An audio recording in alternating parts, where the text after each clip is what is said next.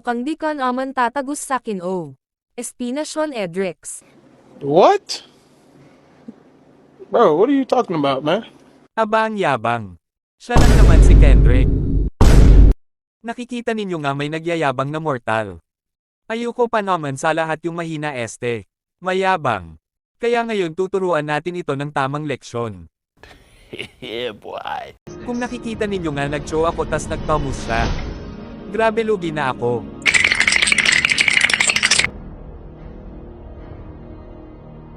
A few moments later. Sa wakas dumating na ang mortal. Asarin ko muna.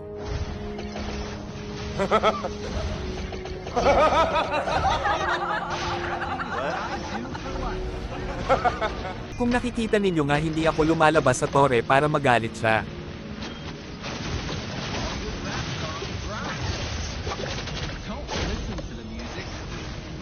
Grabe napatay ako. Kaso siya rin habol pa. Talo! Siyempre hindi papayag na hindi makakabawi ang bida. Kaya pa ba?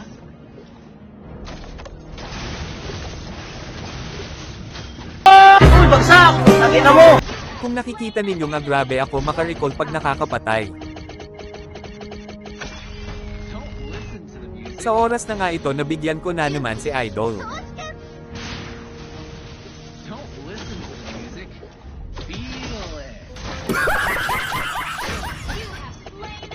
Yabang kasi hindi niya pala ako kaya.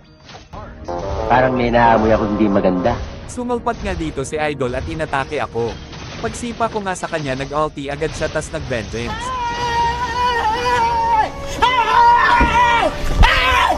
Why are you running? Why are you running? Muntik na.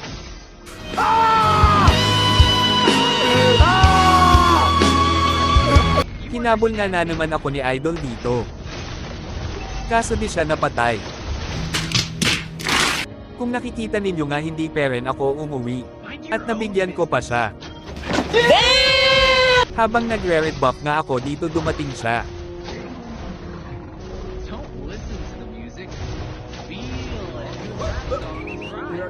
Imbes na lumayo si Idol nakipagsabayan pa. Napitas ka na naman tuloy. Ang galing! Ang galing! 2 hours later. Sa oras na nga na ito full build na si Idol. At hanggang ngayon hindi niya pa rin ako napapatay. Grabe nag-immortality pa. Oh my God! Wow! Mamaya check ninyo comments para makita ninyo rason niya. Sa oras na ito sasabayan ko na siya.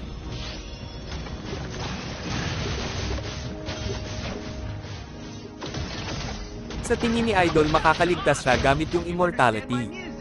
Pwes doon siya nagkamali. Ayan tuloy sa sobrang yabang ni Idol. Natalo siya.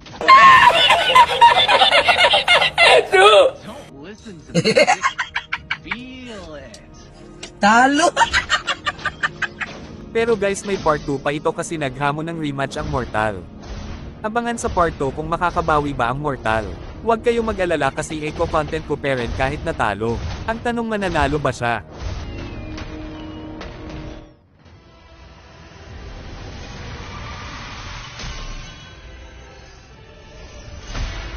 Victory! Maraming salamat sa panunod Idol.